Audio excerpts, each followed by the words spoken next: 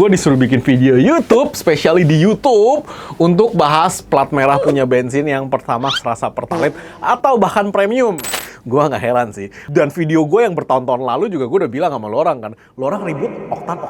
Gue berani taruhannya, lu nggak bakal dapat RON 95 dengan RON 95 di ujung nozzle ke BBM lu nggak bakal dapet segitu. Cari bengkel mobil yang tepat, ayo ke dokter mobil aja. Jujur, cepat dan juga lengkap, ayo ke dokter mobil aja. Kualitas yang terbaik, harga juga bersahabat. Percayalah, di dokter mobil pasti beres.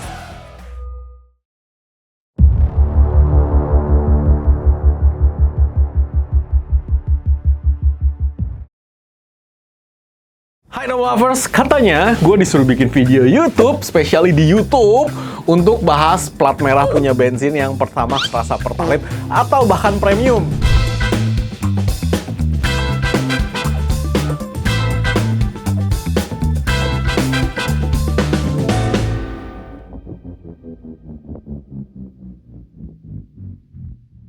Baru kayaknya tadi pagi deh gue lagi bikin video sahur sekalian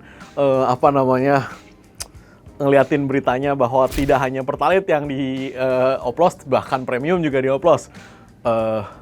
Lu dulu waktu SD diajarin nyanyi kan sama guru kan, itulah Indonesia. Jadi gue nggak heran bos.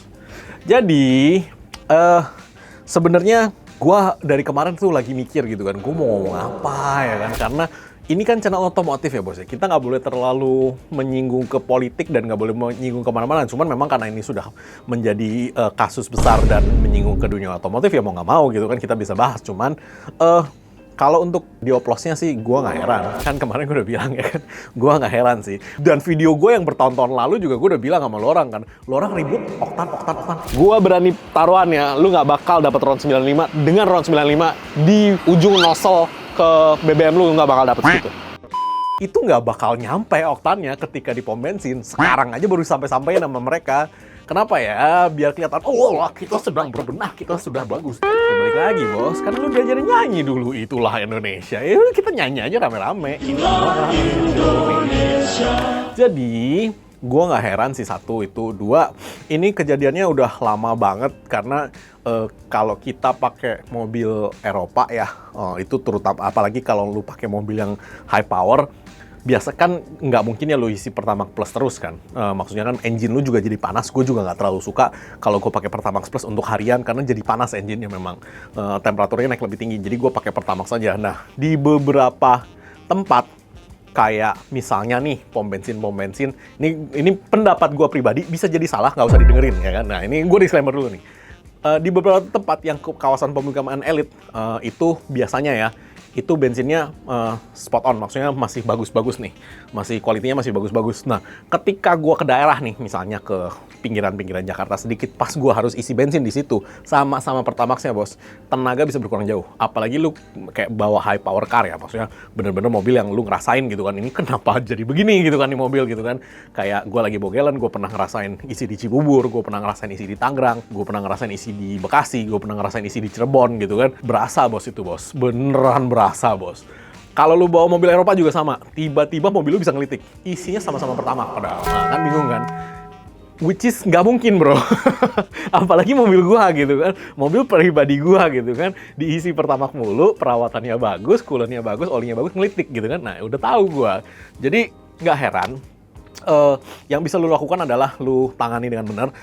Penanganannya nggak lain cuma satu, tune up juga tune up yang benar. Jangan sembarangan beli aditif di luar sana yang cleaner dan sebagainya, nanti malah bikin rusak mobil lu. Apalagi cleaner yang murah di Domo Transmisi juga kita udah pernah bahas itu ya, maksudnya aditif yang terlalu murah itu malah nggak jadi apa-apa gitu kan, malah buang-buang duit lu doang. Lu pakai yang bagus, yang bener, penjualnya yang bener. Sampai gara-gara kasus ini gue juga mau launching sobat biosolar dan sobat bensin, sobat bensin lah ya, sobat Pertalite. Kalau gue ngomong sobat Pertalite nanti gimana gitu kan ya.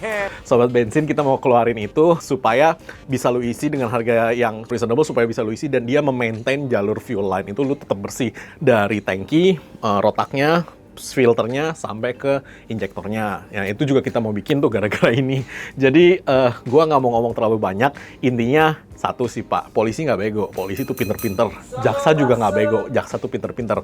Problemnya adalah kasus siapa yang dinaikin duluan itu kan terserah siapa. Nah, ya kan? Jadi lu harus tahu itu aja. Jadi mereka udah tahu udah lama Pak. Itu bukan berita baru bagi mereka. Hari ini aja kebetulan baru dinaikin. Gue nggak mau bahas lebih lanjut sih ke sana sih, karena itu nanti melencengnya jauh gitu kan, malah jadi ngomongin politik, bukan ngomongin apa. Kita ngomongin mobilnya aja ya. Efeknya apa? Ya, satu, lu rugi. Berarti lu bayar bensin yang lu dengan kesadaran penuh membeli BBM non subsidi karena lu juga mengerti bahwa ya supaya subsidi tepat sasaran, malah dioplos.